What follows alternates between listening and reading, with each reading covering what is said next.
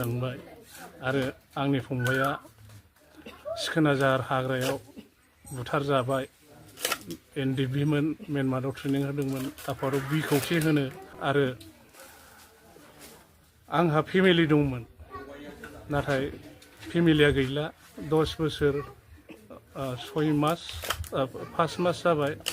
बेनि गेजेराव आंनि फेमिलिया नेनो हायासै, बे गुबुनजों हाबा जाहैबाय। दुखुनांथाव बाथ्रा। आं लोगोफोरखौ लोगो मोनफैजोब्बाय, न'नि बिमाखौ लोगो मोनफैबाय। आं बिनानावा थैबाय। बिनानावा आंखौ नेयैनो बिदानि दुखु दाहाखौ सहायनो हायैयाव बेमार जानानै थैलांबाय आरो आंनि फंबाया सिखोनाजार हाग्रायाव बुथार जाबाय। NDFB मोन म्यानमाराव ट्रेनिं होदोंमोन, आफादाव बि खौसे होनो। बयनिफ्रायबो आंनि माखासे गोसोनि खोथाखौ आं बुंनो सानखादोंमोन। दिनै नोंथांमोनहा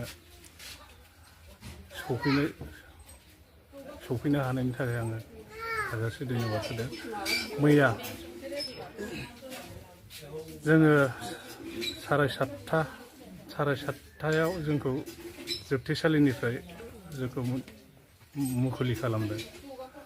7:30 मुखुलि खालामाखै, जोङो गासैबो जों गावबागाव माबाफोरखौ उन्दैफोरखौ सहि होजोबनानै जोङो 9:30 जोङो मुखुलि जादों। दा जोङो हाजासे हामबाय होयो। जों दिनैहाय जोबथेसालियाव हाजासे जोंनि जिउखौ जोङो गारसोमनानै सेक्रिफाइस खालामबोनानै दिनै जोंनि बिदा फंबाय, बिमा बिफा, आंनि न'खरनि फेमिलिखौ आं लोगो मोनफैसिनबाय। दिनै माखासे बर' लिडारफोरनि अनसुंथाइ बा बिसोरनि गोहो बोलोजों मावसोमनानै जोंखौ जोबथेसालिनिफ्राय दिनै उदां खालामबाय। हाजासे हामबाय होदों आङो। दा आङो जोबोद गोजोननाय मोनदों न'आव सफैनानै। माखासे गोरबोनि खोथाखौबो आं बुंजोबनो हाया, बेबायदि जादों। गोसोनि साननायखौ आं माखासे बुंजोबनो हायैनि जाहोना बेनो। आं दिनै जोङो जेन'बा जोङो BTR एकर्डजों लोगोसे लानानै जों बै समनिफ्रायनो जोङो सानसे जोङो गगोन होननानै जों मोनसे थांखि लानानै दंबाय थायोमोन सारमोननि सायाव, बा दिनै माखासे जोंनि NDFB लोगोफोरनि सायाव, फ्रमनि सायाव जोंहा फोथायनाय दंमोन आरो माखासे दिनैहाय मोगथाङाव जाफुंबाय। आं माब्लाबाबो सानाखैमोन बे न'आव सफैफिनगोन होननानै। आं आसा खालामाखैमोन आंनि बिमा बुरिखौ लोगो मोनफैफिनगोन होननानै। नाथाय गमामायैनो दिनै जोंखौ सिमां बायदि जोंखौ जोबथेसालिनिफ्राय दर बोखावनानै लाबोबाय। सारमोनहा, आं नामखौ बुङा, जिखुनु जाय बिथांमोनहा सेक्रिफाइस खालामनानै जोंखौ लाबोदों, बे बिथांमोनहा गावनो मोनथिखागौ दिनै जोबथेसालियाव थानाय माखासे NDFB केडार्सखौ दिनैहाय जोंखौ मुखुलि खालामना होबाय। जोंखौ उदां फोथाराव खोमसि जों अन्दर आलादा रायजोआव थानानै फैनानै दिनै जों गावनि गामि ओनसोलनि आइ आफा बिदा फंबायफोरखौ लोगो मोनफैबाय। जोबोद गोजोननाय मोनदों। दिनै फैदों, गोबां मानसिफोर फैदों, लोगो लाफैदों। जों लोगो मोनबाय, आं लोगो मोनबाय। आंबो सानाखैमोन मालाबादि आंखौ बेबायदि सापर्ट खालामगोन रायजो राजायाबो। मालाबाबो आं सिमां नुवाखैमोन। दिनै फ्रायनो मोजां लामाजों थाबायनो हमोबा आरो मोजां थांखिजों थाबायोबा जेसेबांखि माबायानो जा सहाय मोनो। बेनो जाहैबाय जोंखौ दिनै गोबाव सम जोबथेसालियाव दंबाबो रायजो राजाया बावनानै थायाखै। जोंनि माखासे NDFB लोगोफोर सेक्रिफाइस खालामग्रा, जों गासैजोंबो ज' जाजोबनानै जों 3-4 फेक्सननि दंमोनब्लाबो जोङो मोनसे समाव ज' फैनानै जोङो बिदा फंबायखौ जों सिनायलायबाय। जोंनि बिदा फंबाय NDFBफ्रा दिनै बुजिबाय जों खौसे जानानै जोङो सालायलांनांगौ होननानै दिनै जों गासिबो जेसेबांखि दायफोर दंमोन, जों बिदाजों फंबायजों दावराव दावसि जाबोबाय, बेफोरखौ खेमा होलायबाय। जोङो दिनैहाय एकगत जाबाय। दिनै माखासे जोंहा बिटिआर रेकर्डआबो बिटिआर रेकर्डजों लोगोसे जोंहा बर' हारिफ्रा बर' फिसाफ्रा बर' सुबुंफ्रा दिनै गोबां दावराव दावसिनि गेजेराव दिनै उथ्रिसारनानै दिनै बयबो बर'फ्रा जांख्रिथायबाय आरो जों नुनो मोनबाय गोबां जायगाफ्रा सोलायबाय दिनै बेफोरबायदि जोंनि गामिया बेबायदि नङामोन सोलायजोब्बाय गय बिफां हनै न' बां जाजोब्बाय दा बेनि थाखाय आङो दिनै नुफैनानै बिराद गोजोननाय मोन्दों आरोखि आं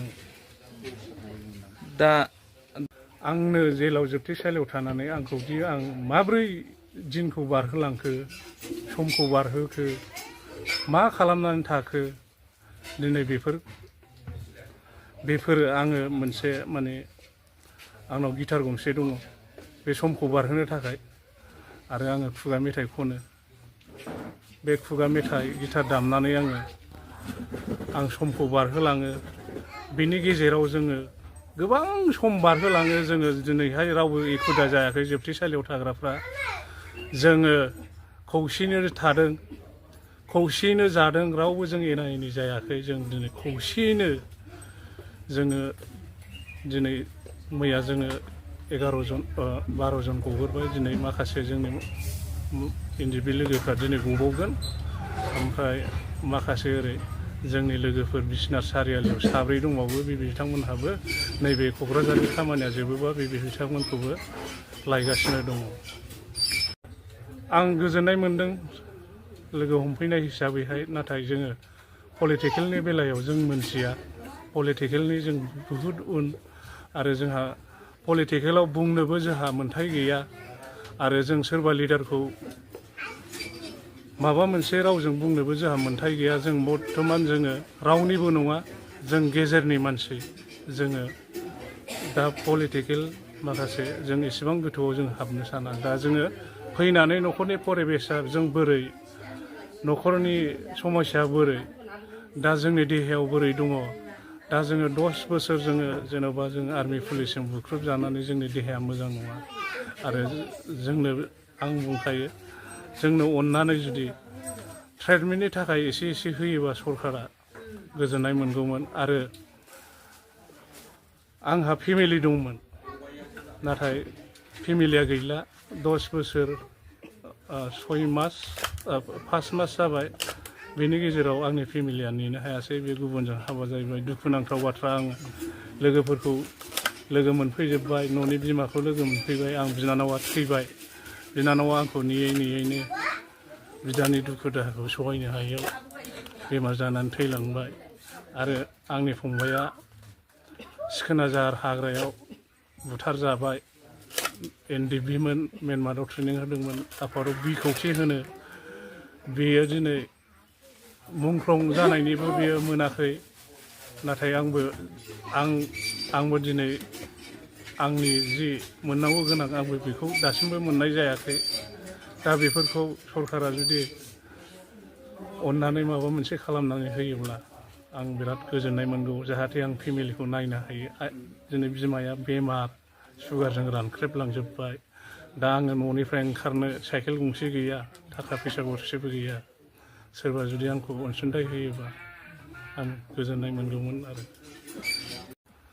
दा बिनि सायाव माने जोंनि केसखौ डिसमिस खालामनानै होआखै माने बे केसखौ जायफोर आरो दा नै निर्बासन फैगासिनो 2 मासल'सै दानि थाबाय थानाय रुलिं गभर्नमेन्टआ जुदि नेक्स्टआव बा सोरबाया नेक्स्टआव जि सरकार फैया जोंनि केसखौ फोजोबनानै होनांगोन नङाब्ला जोङो बे केसनि थाखाय आरो जोङो मालाबा वारेन्ट सिखांगोन जों फैसा गैया कर्टआव थांनो हाया दा बेफोरनि थाखाय बुहुत झामेला जागोन वारेन्टआव जोंखौ हमनानै लांगोन नंखायनो जायखि सरकार फैया बे बिथांमोनहा जोंखौ नायनांगोन आं बेखौ खावलायो आरो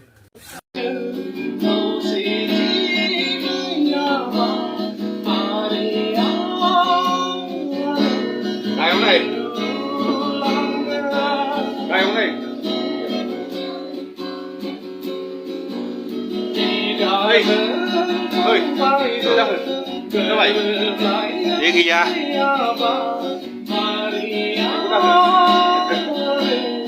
ครับพี่